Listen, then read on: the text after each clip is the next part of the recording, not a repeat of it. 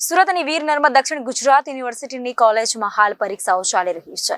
આ પરીક્ષામાં ભરૂચ અને કામરેજની કોલેજમાં મહિલા સ્ક્વોડ દ્વારા પરીક્ષામાં બેસેલી વિદ્યાર્થીનીને ટી-શર્ટ ઊંચું કરવા કહેવાયું હોવાની વાત સામે આવી હોવાનો આક્ષેપ થયો છે, જેથી કુલપતિ દ્વારા તપાસના આદેશ આપવામાં આવ્યા હતા। તપાસ બાદ કુલપતિએ કહ્યું કે સમગ્ર વાતને ઉપજાવી કાઢવામાં આવી હોવાનું સામે આવ્યું છે। નર્મદ યુનિવર્સિટી દ્વારા પ્રથમવાર મહિલા સ્ક્વોડની નિમણૂક કરાઈ હતી, જેમાં 3 પ્રોફેસરને જવાબદારી સોંપવામાં આવી હતી। ત્યારે આ સ્ક્વોડ દ્વારા વિદ્યાર્થીની સાથે ક્લાસરૂમ વચ્ચે ગેરરીતિ આચરવામાં આવી હોવાની વાત વહેતી કરાઈ હતી, જેથી કુલપતિ દ્વારા સમગ્ર મુદ્દે તપાસના આદેશ આપવામાં આવ્યા હતા, જેને લઈને ક્લાસરૂમના સીસીટીવી ચેક કરાયા હતા, પરંતુ સમગ્ર વાત પાયા વિહોણી હોવાનું કુલપતિએ જણાવ્યું છે।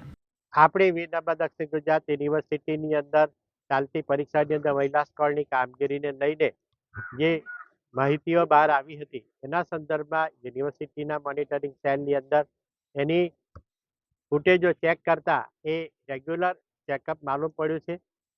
સામાન્ય રીતે ખૂબ મોટી સંખ્યામાં વિદ્યાર્થીનીઓ ભણતા હોવાથી રેગ્યુલર સ્ક્વોડ તેઓની જોડે સંપર્ક કરી શકતી હોતી નથી।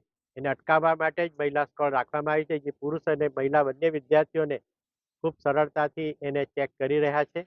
આ અટકાવવા માટે જ આ પ્રકારની પ્રવૃત્તિ કરવામાં આવી રહી હોય એવું માલુમ પડે છે। આથી કોલેજોને પણ જણાવવામાં આવે છે કે પરીક્ષા દરમિયાન જે લોકો અંદર કેમ્પસમાં હોય તેને સંપૂર્ણપણે દૂર રાખવામાં આવે, જરૂર પડે સ્થાનિક પોલીસની મદદ પણ લેવામાં આવે અને અમે આ પ્રકારની માહિતી આપનારને જો અમારી પાસે બરાબર માહિતી આવી જાય કે તરત જ અમે એની સામે પોલીસ કાર્યવાહી પણ કરીશું। આ તો યુનિવર્સિટીની પરીક્ષાને એની જે પારદર્શિતા છે એને દોડવાનો એક પ્રકારનો યોજનાપૂર્વક પ્રયાસ છે, એને અમે ચોક્કસપણે દૂર કરીશું અને સાથે સાથે